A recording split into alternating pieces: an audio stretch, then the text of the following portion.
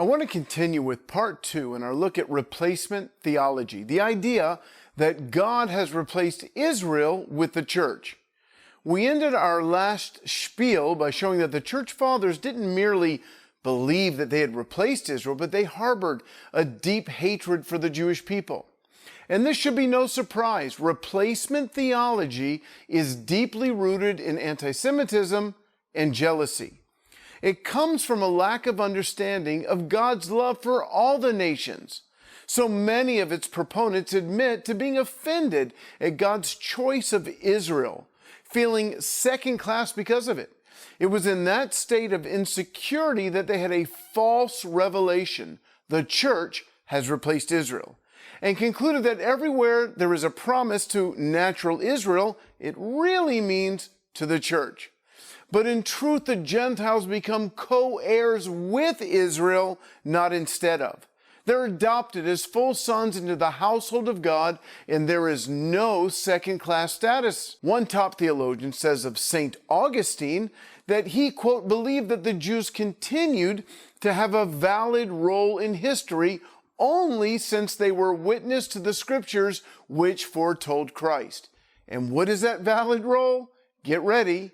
In reality, Augustine, in his Sermon Against the Jews, seeks to answer a deeply troubling question.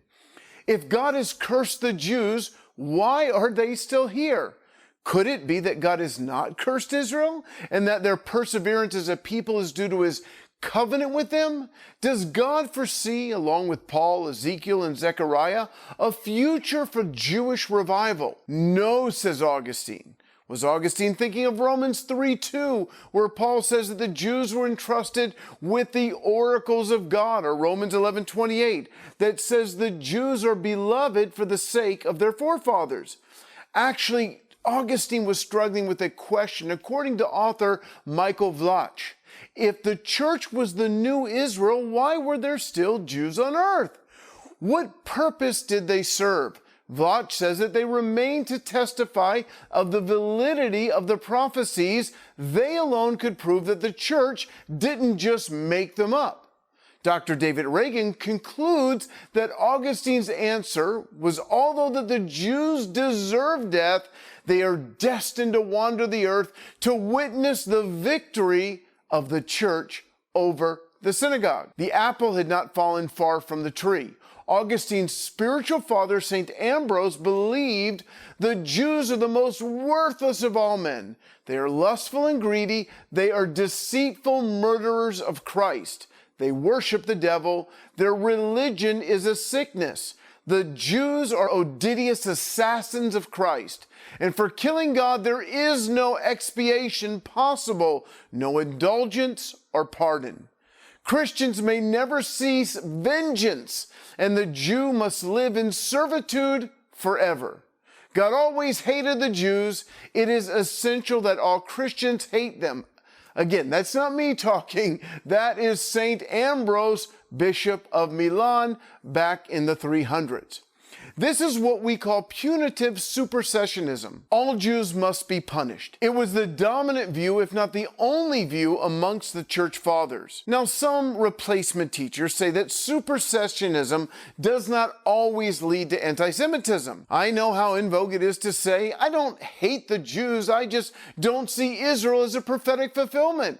I'm merely anti-Israel, not anti-Semitic. And it wasn't just the church fathers. Even Luther and Calvin could not hold back the over-the-top rhetoric when speaking of the Jews. Calvin said, the Jews' rotten and unbending stiff-neckedness deserves that they be oppressed unendingly and without measure, that they should die in misery without the pity of anyone.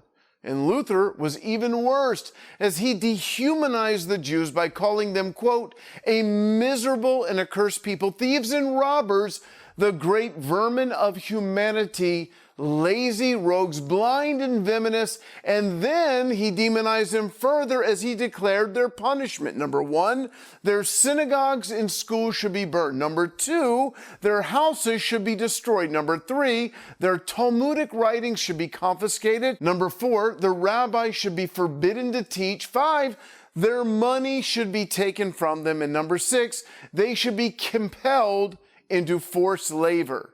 Does that sound like Christian love? Sadly, friends, replacement theology always leads to the death of Jews. Hitler himself was fond of quoting Luther. And that is my spiel.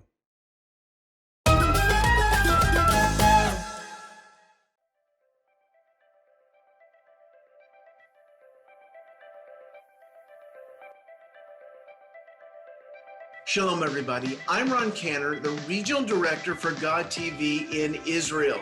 And I got to tell you something. I moved to Israel almost 20 years ago with one goal in mind: to reach my people with the good news of Yeshua the Messiah.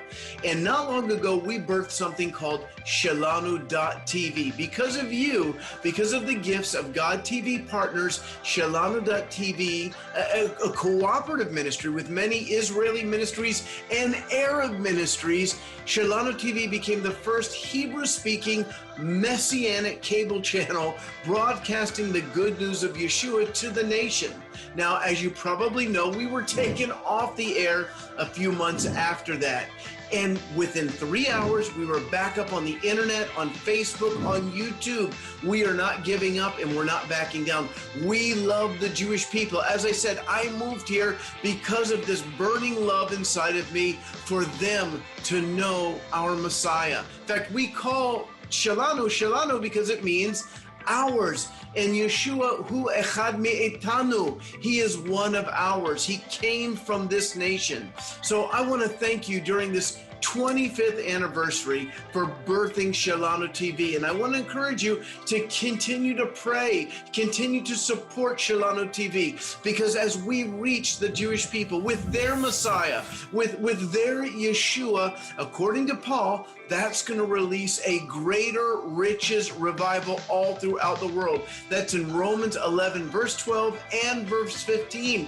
When the Jewish people who originally rejected Yeshua accept him, it's going to release revival. So friends, here we are 25 years into it. We're not giving up. We're moving forward, and you are reaching the Jewish people with the good news of Yeshua. And not just the Jewish people, you are reaching people all throughout the world.